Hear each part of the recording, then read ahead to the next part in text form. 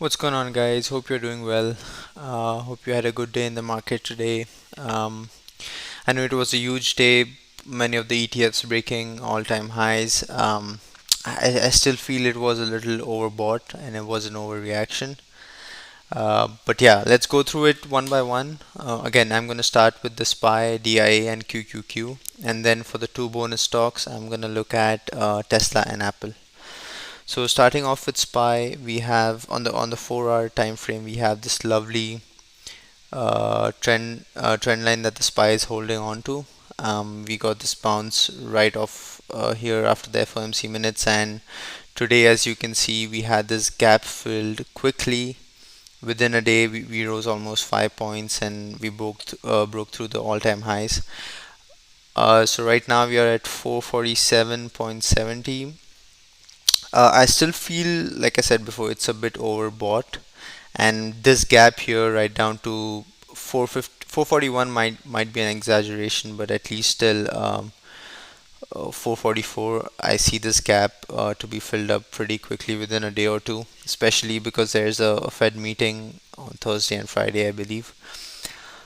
So again, I'm expecting this to maybe consolidate to 445 or 446 tomorrow or the day after. So I personally think right now put options within a day you could make some good money on the downside, because I don't see it going even more higher after what happened today. So again, keep an eye out for that. Maybe look at the price action after the pre-market and see where the market is moving. But if you see it break below for 446 and you see less volume, I think you should definitely go for some put options around 445, 444 area. Apart from that, SPY still looks healthy as always, and every dip that we get, I think we are still in a bullish market for SPY. And every dip you get, I think you should keep buying call options further out the money, or about 2 weeks or 3 weeks from today. So yeah, so that's SPY for us, and then we can move on to the Dow Jones Industrial Average ETF, DIA. A beautiful a trend line which was held by DIA, and then we got a push up above to this ETF did not break all time highs, so there is some resistance for a DIA up in the 350, so 350 to 356 area. I believe this is going to consolidate here for a while. I do not see us breaking below 350 after the strong reaction from the market today. So as you can see, it still has this gap to fill up for all-time high. So you might want to watch this price action tomorrow, 356, and then see some kind of a consolidation. So again, keep an eye out for that. The third ETF we're going to look at is QQQ. Just following SPY's footsteps, you could say Nasdaq was super strong today, and we got this gap filled up pretty quickly, as you can see, from 365 to 373. I haven't seen that for a couple of months or 3 months. I think the last time we had this was sometime in May. So again, it's the same story like SPY. This gap needs to be filled up.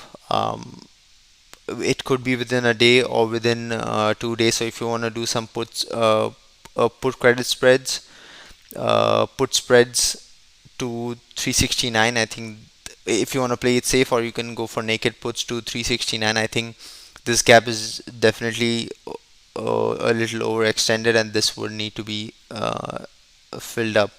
And as you can see, this resistance turned into support today.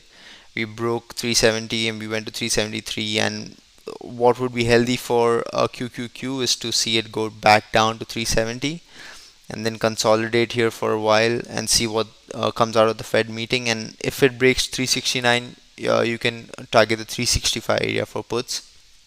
I do not see this going any higher within a day or two. I believe it will either consolidate to 369, consolidate and come down to 370 or 369, or even to 365. So keep an eye out for that, guys. The fourth stock we're gonna look at is Apple. Again, a strong day in the market today, but even then Apple could not break the 150 barrier, and that's the concerning part here, you could say, for Apple is, as you can see here, one top, two top, three top. It broke above at 151 and came right back down to 145. And again, even after the strong market that we had yesterday, it could not break the 149 area. So again, respecting the trend here, I would see this bounce back to at least 147, 144 this week. If it's not able to break all-time highs tomorrow, I would definitely see it come down to 147 or 144. So again, you could this is a great area for iron condors for Apple if you guys want to aim that for this Friday. But again, you gotta keep in mind there's Fed talking on Thursday or Friday, so just be careful with that. Again, you have a great gap that could be filled here. Again, that would be if it breaks above 150 151, then that would invalidate that this gap, and then again resistance would turn into support. So just watch the price action tomorrow. If you see downside tomorrow, pre-market, pre-market or even at the start of the market, I would definitely see it filling it back to 347 or at least 344. So the last stock we're gonna look at is Tesla.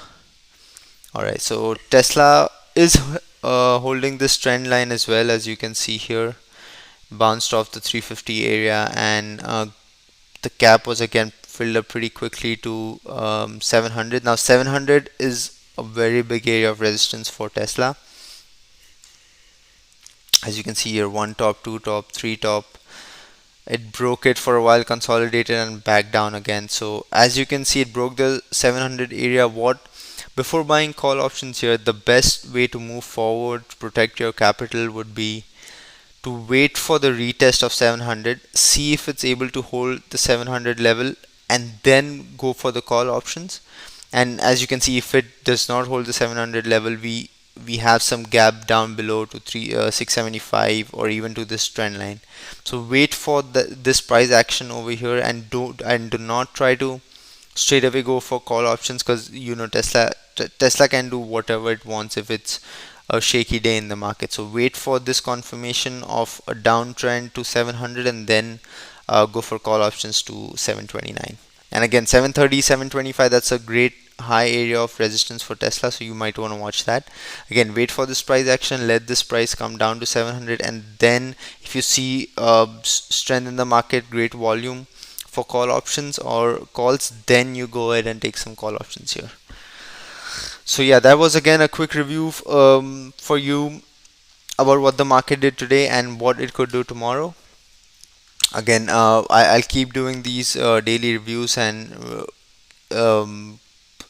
let you guys in on what I think the market is doing and if it's a healthy market. So again, thank you guys for your support, and I'll see you tomorrow. Cheers.